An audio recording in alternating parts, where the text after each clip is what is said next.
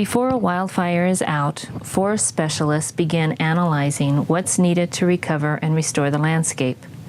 Specialists use an array of tools to meet this need based on the forest's management plan. Where conditions are suitable, areas are left to naturally regenerate. Other areas may need additional seeding or planting to help them recover.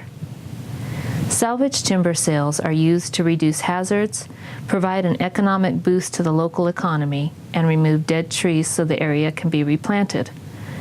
On the Pioneer Fire, a number of salvage timber sales have been awarded to local logging companies on about 10% of the fire area. Once completed, some funds collected will be used to improve the conditions on the ground. Well, now that we've mitigated the roadside hazards in all of the places that we can reach, we still have some more places to go, so people can drive through and not worry about having something falling across the road in front of them. We're just cleaning those trees up along all of these routes. We've cleaned the trees up near all of the wreck sites that we can get to so far, so that in the future they can go ahead and open these wreck sites back up to create some income, like the yurt systems. Some of the trail systems we're still working on, but we'll get that done.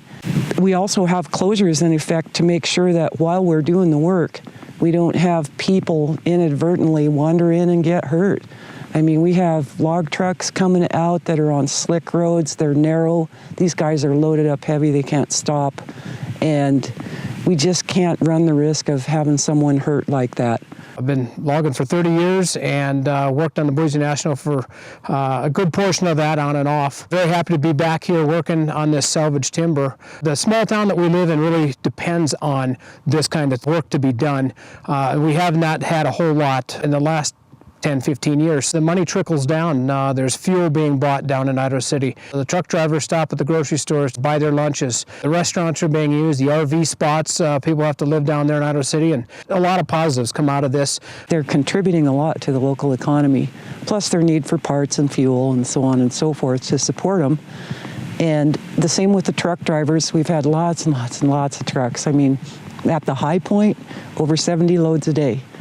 For every ton of logs that leave, there's money that gets set aside for road maintenance by the ton. There's money that gets set aside for brush disposal by the ton, so that we can cover future treatments, future maintenance, burning, so on and so forth. If you look at those sites that have had all that ash cover, you know, going through and breaking that soil up is a great thing. You end up with a tree here and there that somehow, for some unexplainable reason, has made it through the fire.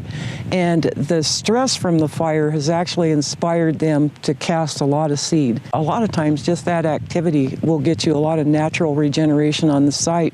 Plus it opens it up for any airborne seeds. Right behind all of our skidding operations, we're seeding when we can. And that helps stop the spread of noxious weeds. But you know, being out there and breaking that up even helps more, so we can get more natural plants back on the site. The Forest Service, the Boise National Forest, put a lot of time and effort into this. To put this all up was quite an accomplishment.